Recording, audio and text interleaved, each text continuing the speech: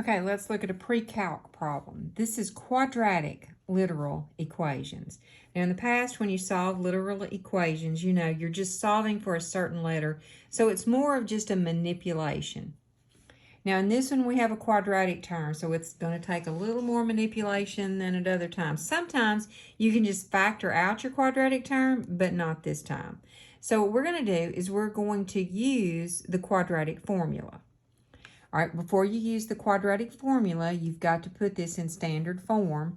So we're going to manipulate around 2x squared plus 4xh minus a is equal to 0. So now we're in standard form. So let's pull out what we need for the quadratic formula. A is going to be 2. B is going to be 4h. Remember, you need the coefficients of x, and x is multiplied by 4 and h. And then the coefficient, or the c, is going to be negative a.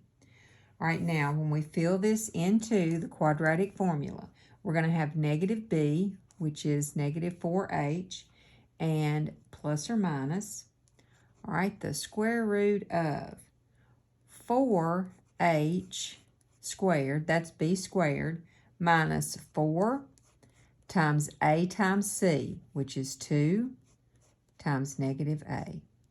All right, all over 2a. And a is 2, so we'll fill that in. All right, now let's start simplifying. And, you know, the order you want to do your simplifying can change. I'm just going to work through it slowly so I don't lose anybody. All right, there's nothing to be done to the 4h right now. So let's get under this radical and see if we can clean this up. 4h squared is going to be 16h to the second power. All right, minus 4 times 2 is 8, times negative a is negative 8a, and minus a negative is plus. So I can just put plus 8a here. Okay, on the bottom, 2 times 2 is 4. Now, I can still clean this radical up some. If you look at it, there's a perfect square factor of 16 and 8. I can take a 4 out. So what I'm going to do, slowly, I'm not going to change the 4h right now.